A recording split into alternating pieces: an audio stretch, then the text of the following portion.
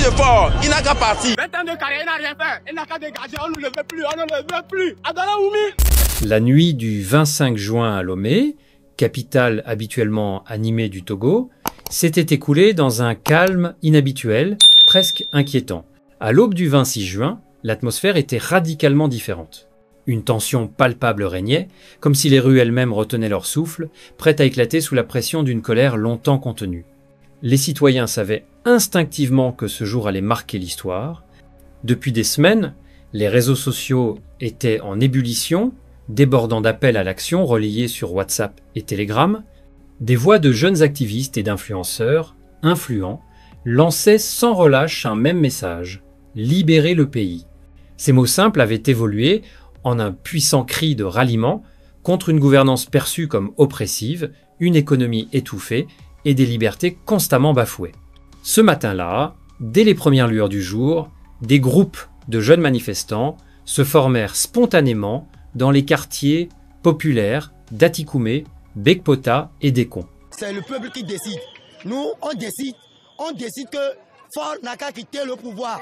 Le mandat qu'il a fait, ça suffit comme ça. On n'est rien à foutre avec lui. Le peuple qui a tant souffert, il ne peut qu'être dans la rue. Aujourd'hui, nous n'avons pas les armes, nous n'avons pas les gaz, nous n'avons pas les voitures qui ramassent les gens. Donc nous sommes sortis les mains nues pour dire que ça suffit. Voilà, donc la rue, nous sommes déterminés, la rue va le faire partir. Munis de pancartes portant des slogans incisifs tels que « Faure 20 ans, ça suffit » ou encore « Améron libre », ils arboraient fièrement des foulards rouges, symbole de résistance. À Dekon, près du carrefour de la Colombe de la Paix, un jeune homme d'une trentaine d'années perché sur un véhicule abandonné s'emparait d'un mégaphone artisanal et lançait d'une voix vibrante « Nous sommes le peuple, et le peuple ne se rend pas ».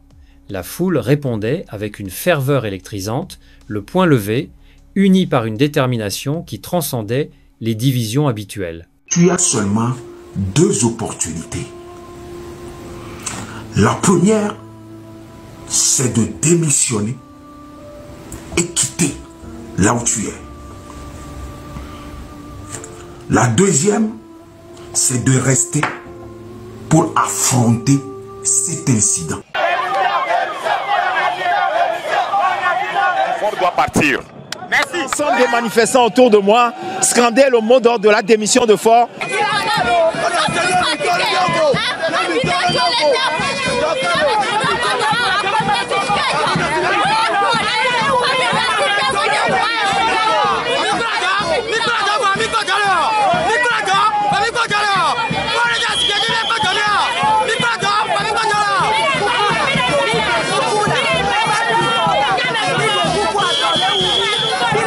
Mais face à cette énergie galvanisante, les autorités avaient anticipé la mobilisation et déployé un dispositif de sécurité sans précédent.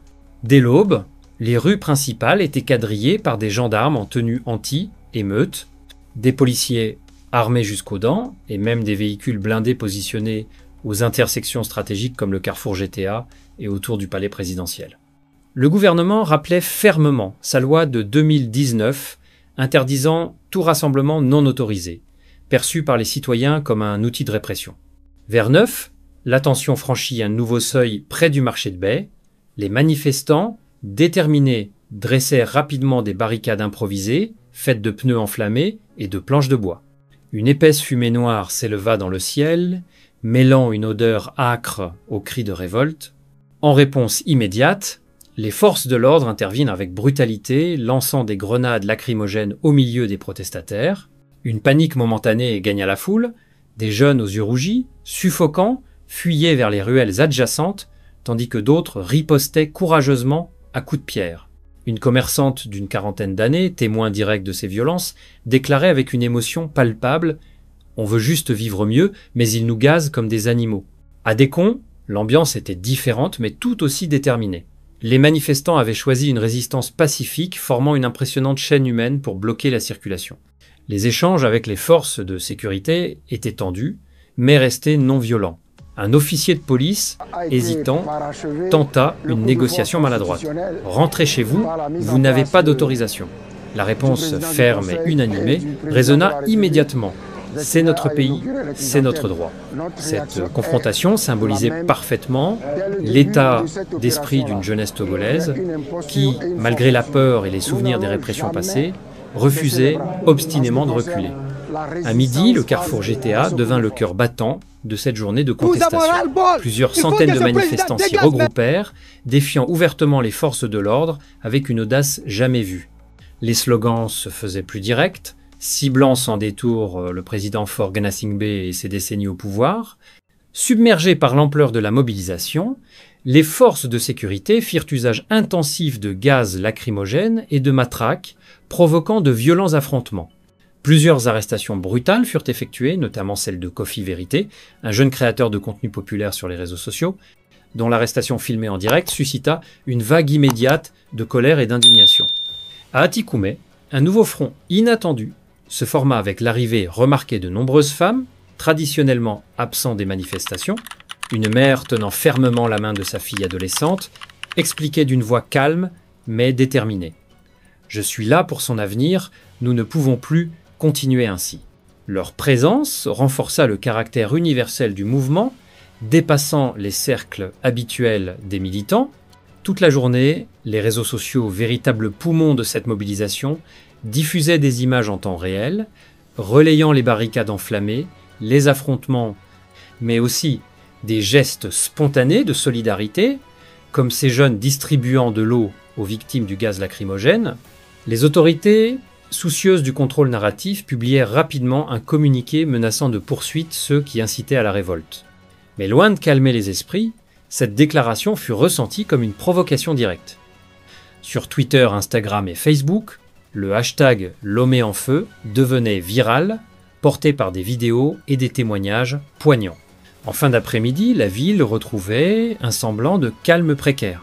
Pourtant, les stigmates de cette journée historique étaient visibles partout, pneus calcinés, rues jonchées de débris, visages marqués par l'émotion et la fatigue.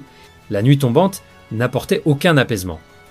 Au contraire, des veillées improvisées étaient organisées, éclairées par la lumière des téléphones, où les jeunes déterminés continuaient à planifier la suite. Dans une conférence de presse improvisée en fin de journée, des partis d'opposition jusque-là, en retrait, affirmèrent leur soutien à la jeunesse mobilisée, dénonçant les violences policières et appelant à une poursuite pacifique de la mobilisation prévue pour les 27 et 28 juin.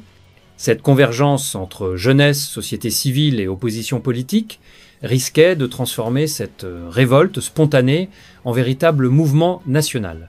Ainsi, ce 26 juin marqua profondément Lomé, révélant une jeunesse courageuse, déterminée à ne plus subir l'injustice et l'oppression silencieusement.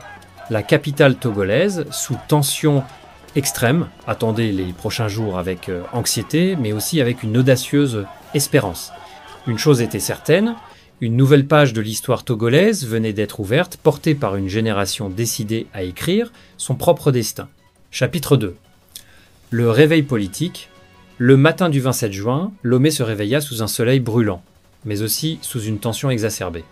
Les rues portaient encore les stigmates des combats violents de la veille, barricades incendiées, débris éparpillés, façades criblées de pierres et de projectiles divers.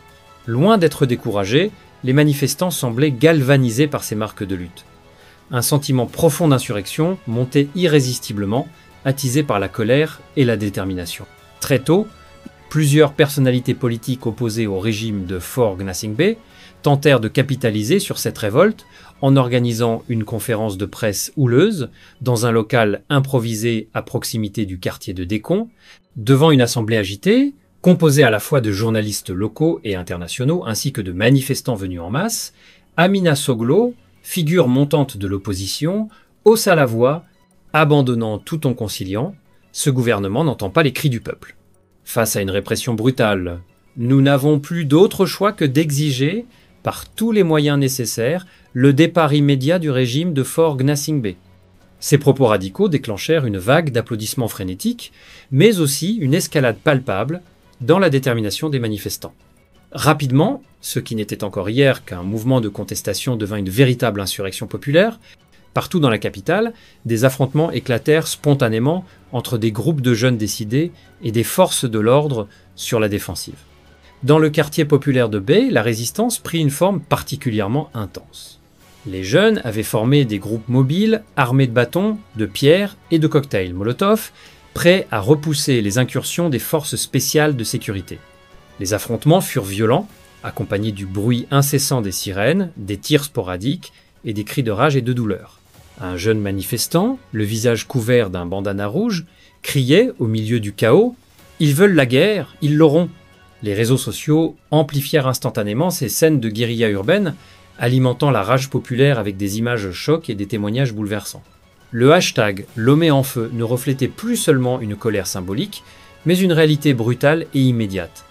Le gouvernement, visiblement dépassé, tenta de reprendre le contrôle narratif en coupant l'accès à Internet, une décision qui ne fit que renforcer la détermination des insurgés, plus décidés que jamais à se battre jusqu'au bout. À midi, la tension atteint un sommet lorsque plusieurs anciens prisonniers politiques, fraîchement libérés, firent une apparition remarquée au carrefour GTA, brandissant des drapeaux togolais déchirés et tachés de sang. Leur apparition transforma la colère en une véritable rage collective. Un ancien prisonnier, la voix rauque mais déterminée, lança un appel passionné. « Nous avons subi l'oppression dans la chair, mais aujourd'hui, la peur change de camp. Notre liberté ne viendra pas des négociations, elle sera arrachée dans les rues. » Face à cette situation critique, le gouvernement réagit avec une violence accrue. Dans l'après-midi, une vague d'arrestations massives fut lancée à travers la capitale. Des unités anti-émeutes lourdement armées envahirent les quartiers, provoquant des affrontements acharnés qui se prolongèrent jusqu'à tard dans la nuit. Le bilan humain, déjà lourd, continuait de grimper, tandis que les rues de Lomé se transformaient en véritables champs de bataille. À la tombée de la nuit, le calme n'était plus qu'une illusion. Les jeunes insurgés continuaient à patrouiller dans les quartiers, déterminés à tenir tête aux forces gouvernementales. Les habitants, témoins d'une journée particulièrement violente, savaient désormais que leur ville était entrée dans une nouvelle ère. Cette nuit-là, Lomé ne dormait pas. Elle préparait déjà son prochain acte de résistance. Vous voulez en savoir plus sur ce qui attend ? Ne manquez pas la vidéo suivante où nous plongeons dans les coulisses de cette vidéo inédite. Cliquez dès maintenant et poursuivez cette histoire captivante